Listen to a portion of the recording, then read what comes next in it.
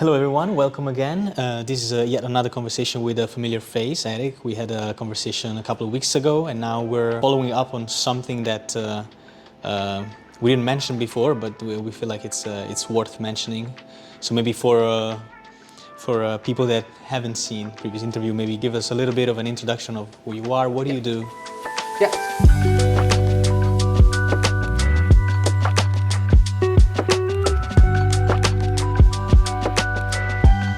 I'm Erik. I am the designer of Alt and also more famously Clevy, because that's one of our brands.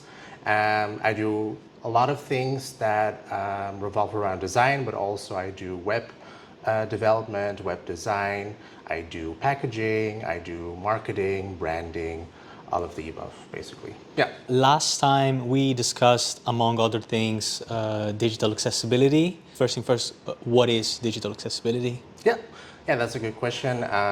Digital accessibility is the knowledge and the understanding that everything that was made for the web, whether it's a website, an app, or anything that you use to be connected to the digital world, needs to be accessible for anyone with any device or any ability. It might be a bit broad and it might be a bit too ambitious because, of course, there are many challenges, like you have many different devices, many different people using it, different people with different skills. So so it's basically the understanding that it needs to be accessible for everyone. What can you tell us about the interconnection between digital accessibility and web design? Yeah, so a lot. As you know, we do a lot of things nowadays on the internet. We arrange, basically our taxes. We do our day-to-day shopping through internet.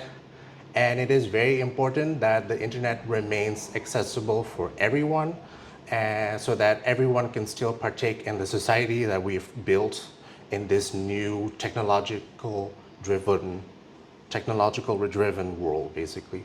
So it's very important as a web developer to be aware of certain choices that you make, design-wise or app-wise, that needs to include as many people as possible.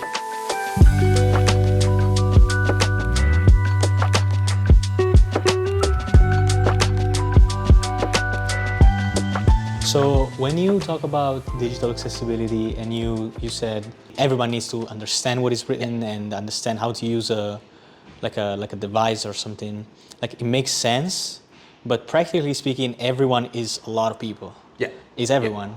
So is there like a minimum viable product when it comes to web design that it's the, let's say, benchmark or the blueprint for how every single website needs to be built? Or are there regulations? How does it work? There is actually definitely a law in the EU that states that every company that revolves around digital product, digital services, so e-commerce is one of them, for instance, should abide by the minimum required guidelines, that is the WCAG, and their minimum level of that they deem as accessible for everyone, that should be the norm, is WCAG 2.1 AA. That seems very technical, but basically WCAG means that it's the Web Content Accessibility Guidelines. And that's basically a whole list of things that you need to take into consideration when making something online. Is your button very clear? Does it clearly communicate what it does if you press on it? Is it reactive? Is it responsive? Are the colors that you use on your website clearly distinguishable from each other, that it's legible? Does your pictures, for instance, have alternative text, so people who can't see images should also see what is actually being described in the picture. These things actually are designed to help people who do have difficulties gaining access to the digital world, and they're very important in design both for accessibility, also for SEO optimization, actually. If you think about it, if you add description to your images, it also adds data that you add to that image, and then you also get more discoverability on the wide web. So this is the bare minimum requirement that Yes. every single website Yes. needs to go through, not just website of companies that work within the assistive technology. Yes. Every website. Yeah, that's Or a good most thing. website anyway. Yeah, good thing that you brought it up. So the law that I was talking about, I don't think I've mentioned the law, but the name of the law is European Accessibility Act, so the EAA. That's a European law that was initiated in 2019.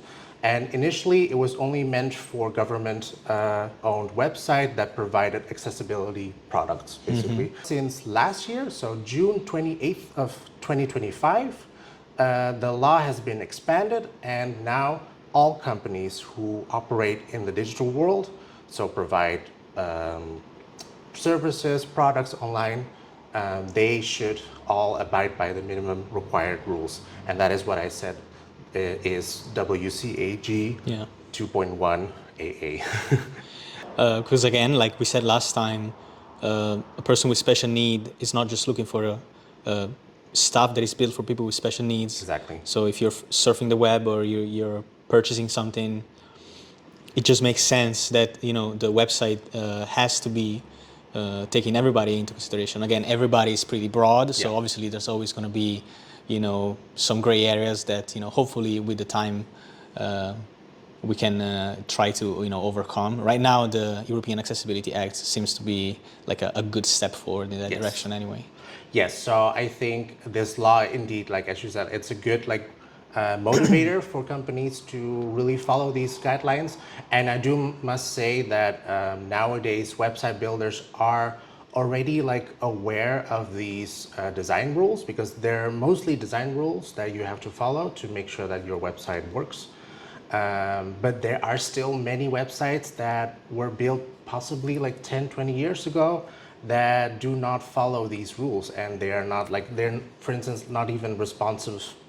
They're not even responsive on your phone, so they would not work on your phone, because then the whole screen doesn't scale with the screen size of your device.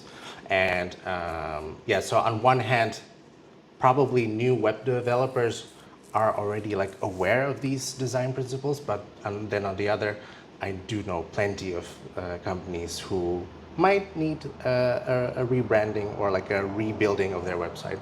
One fun fact about this law is that this all goes for the new companies that have registered after the 28th of June. But people who have already had a website or already had a business before that date, they have a deadline of 5 years where they have that much amount of time to make sure that the website does follow the guidelines that I already mentioned before. So no panic if your website is not optimal right now. You have actually time to make sure that all of the stuff gets processed in the new format.